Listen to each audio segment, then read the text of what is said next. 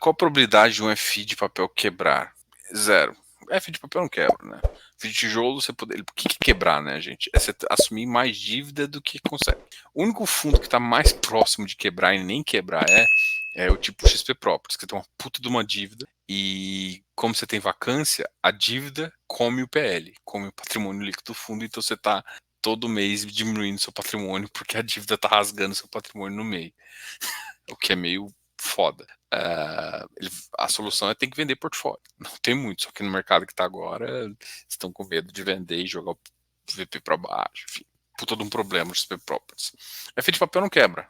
Poderia quebrar, que seria você ter que aportar, caso ficasse alavancado, sabe? Tipo, os únicos fundos que ficam alavancados são os mais high grades, e ficam 5, 7%, acho que o maior que eu vi foi 10%, que é muito pouco, sabe? Tipo, os Kiné gosta de fazer isso.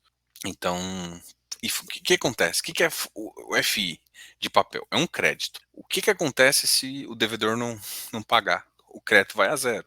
Então, quando você está na dívida, a dívida pode existir, ou seja, você está recebendo seus juros, o seu principal, ou pode não estar. Entendeu? Se você pegou seu dinheiro e emprestou, o máximo que pode acontecer com seu dinheiro é sumir. Então não tem como fundo imobiliário de certa forma quebrar.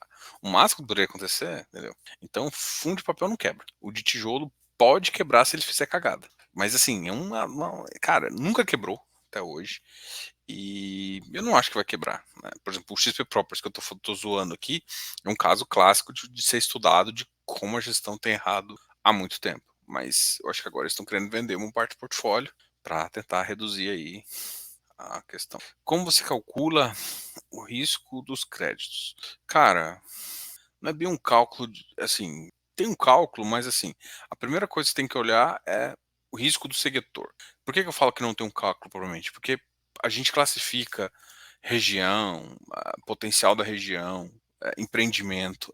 Por que eu falo? Por que não é um cálculo tão óbvio? Porque a, a gente tem, por exemplo, eu tenho uma certa experiência em olhar para o empreendimento e falar assim, olha, essa operação, nível de risco é tal, olhando para o empreendimento. Depois eu vou olhar para as estruturas, de como vai acontecer, se acontecer merda.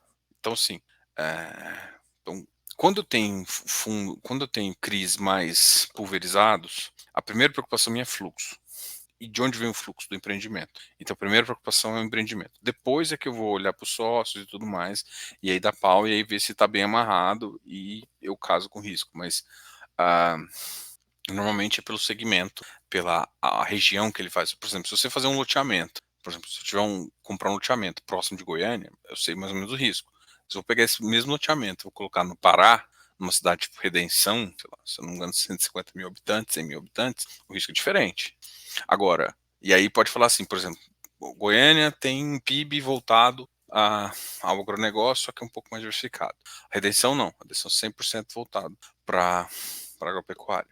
E aí, eu tô com uma crise lá por conta sei lá, tá numa seca lá, né, alguma coisa parecida. Então eu sei que vai dar problema. Se essa pecuária ela tá com problema, os peão não vão receber, as pessoas intermediárias vão receber e provavelmente o loteamento não vai receber, entendeu? Então, se é uma região muito dependente de um outro segmento, isso pode ser problema também, entendeu?